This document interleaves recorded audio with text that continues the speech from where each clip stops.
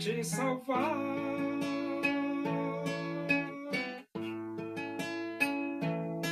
Seu filho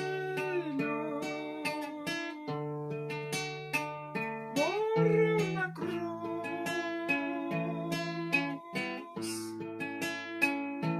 simplesmente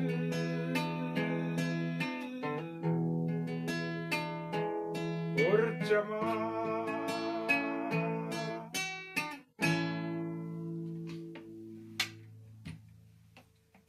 Vamos abrir a Bíblia no Evangelho de Mateus. Nós vamos para o capítulo 20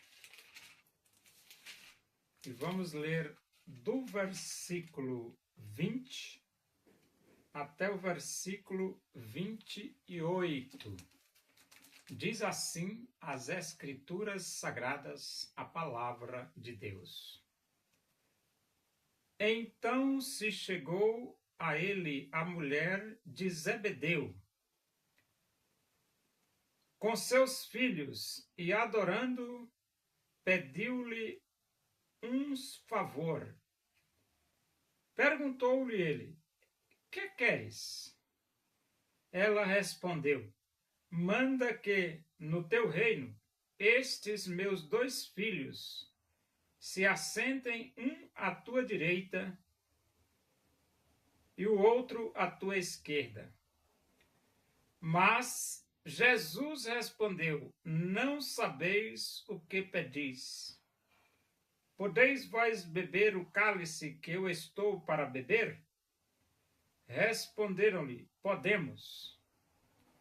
Então lhes disse: bebereis o meu cálice, mas o assentar-se à minha direita e à minha esquerda não me compete concedê-lo. É, porém, para aqueles a quem está preparado por meu Pai. Ora, ouvindo isto, os 10 indignaram-se contra os 2 irmãos. Então Jesus, chamando-os, disse: sabeis que os governadores dos povos os dominam e que os maiorais exercem autoridade sobre eles. Não é assim entre vós. Pelo contrário, quem quiser tornar-se grande entre vós, será esse o que vos sirva. E quem quiser ser o primeiro entre vós, será vosso servo. Tal como o Filho do Homem, que não veio para ser servido, mas para servir e dar a sua vida em resgate por muitos. Posições.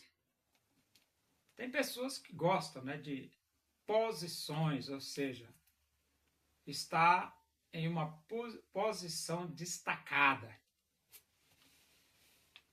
E aqui a Bíblia diz que se chegou a ele a mulher de Zebedeu. A mulher de Zebedeu. O que a mulher de Zebedeu queria ou queria com Jesus?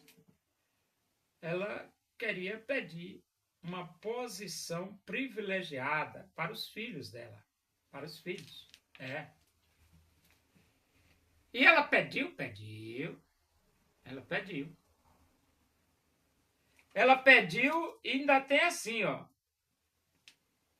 Ela respondeu: manda que no teu reino estes meus 2 filhos se assentem, um à tua direita e o outro à tua esquerda. Então, quer dizer, no reino de Jesus, ela queria que um dos filhos dela ficasse à direita e o outro à esquerda.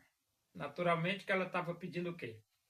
Jesus é o rei número 1, um dos filhos dela seria o rei, a segunda pessoa no reino de Jesus, e o outro filho dela, a terceira pessoa. mais importante no reino de Jesus. Só que a mulher de Zebedeu, ela estava pensando como a nossa realidade estrutural, governamental do planeta Terra. Claro, aqui nas estruturas governamentais do planeta, existem posições, ou seja, aquele que é o primeiro, que é o rei, ou, na linguagem brasileira, o presidente da República. Depois vem o segundo homem, que é o ministro da Casa Civil, e vai descendo aí, né? Terceiro homem no governo. Mas como o nosso Brasil é governado por 3 poderes independentes, harmônicos independentes, que é o poder executivo, o poder legislativo e o poder judiciário, então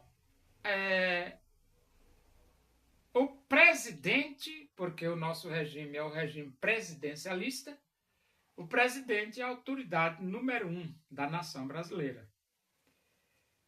Só que Jesus diz assim, mas Jesus respondeu para a mulher de Zebedeu, né? Não sabeis o que pedis. E de fato aquela mulher não sabia o que estava pedindo, porque uma coisa é você ter em mente a estrutura governamental de nações aqui do planeta. E outra coisa é você saber como funciona no reino dos céus, que é completamente diferente. E então, podeis vós beber o cálice que eu estou para beber? Essa pergunta Jesus faz para quem estava a pedir, né? Vocês podem beber o cálice que eu estou para beber? Responderam-lhe, podemos. Eles responderam, podemos. Então lhes disse, bebereis o meu cálice, mas o assentar-se à minha direita e à minha esquerda não me compete concedê-lo. É, porém, para aqueles a quem está preparado por meu Pai. Então Jesus foi direto, essa decisão não pertence a mim. Não. Essa decisão pertence a meu Pai. E com esta resposta, Jesus falou que não poderia conceder aquele pedido para aquela mulher de Zebedeu, que chegou pedindo para os filhos. E então ele diz assim, ora, versículo 24, ouvindo isto, os 10 indignaram-se contra os 2 irmãos. Então os 10 ficaram zangados. Os 10, aqui são os 10 discípulos, que eram 12, né? Então os 10 ficaram zangados com os 2, porque os 2 queriam ter privilégios. E como você sabe como é que é o ser humano, né? Versículo 25. Então Jesus, chamando-os, disse, sabeis que os governadores dos povos os dominam e que os maiorais exercem autoridade sobre eles. Então, aqui Jesus está falando das estruturas governamentais das nações aqui do planeta, né? Então, os maiorais exercem autoridade sobre eles. Jesus falou que aqui na Terra é assim mesmo, né? Só que ali Jesus diz no 26, não é assim entre vós. Por que Jesus falou isso? Porque eles ficaram zangados, os outros 10 ficaram zangados com os 2 que estavam pedindo privilégio. Não é assim entre vós, pelo contrário, quem quiser tornar-se grande entre vós, será esse o que vos sirva. Então Jesus falou, se você quer ser grande, aí então eles podiam responder, quero, pois então você vai ser servo de todos, vai ser escravo de todos, porque servo aqui significa escravo, doulos, escravo. Você vai ser escravo de todo mundo. Então Jesus mostrou que no reino de Deus não funciona como as estruturas governamentais aqui do planeta Terra. E quem quiser ser o primeiro entre vós, será vosso servo. Então tá aí, você quer ser o primeiro? Então você vai carregar lata d'água para todo mundo. Será vosso servo. E depois no 28 Jesus diz, tal como o Filho do Homem, que não veio para ser servido, mas para servir e dar a sua vida em resgate por muitos. Então Jesus ele não veio para ser servido. Jesus veio para servir. E mais, Jesus veio para dar a sua vida em resgate por muitos. Por isso que você vê quando com 30 anos Jesus começa o seu ministério. E o ministério de Jesus é servir. Ele serviu educando, Jesus serviu proclamando o evangelho de Deus e Jesus serviu curando toda sorte de doenças e enfermidades. Jesus serviu libertando os oprimidos do diabo. Jesus passou os 3 anos de ministério dele servindo, tal como Filho do Homem, que não veio para ser servido, mas para servir e dar a sua vida em resgate por muitos. E depois de Jesus, 3 anos servir a sociedade da sua época, ele morreu. Morreu para que nós pudéssemos ter vida eterna. De forma que se você quiser ter vida eterna, arrependa-se dos seus pecados, abra o seu coração e aceite Jesus.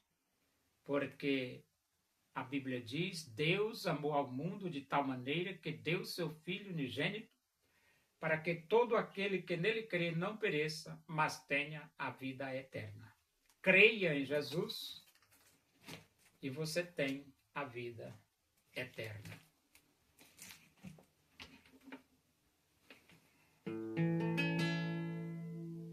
Deus usou o profeta Elias,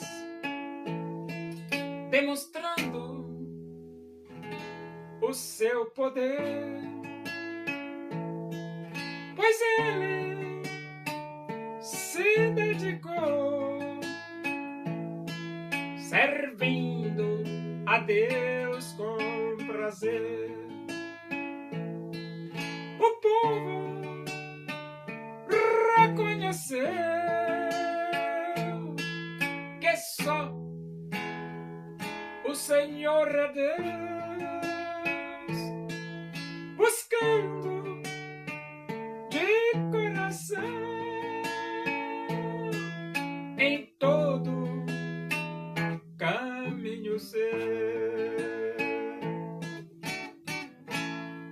Oremos. Agradecemos a Deus por esse momento na tua presença aí.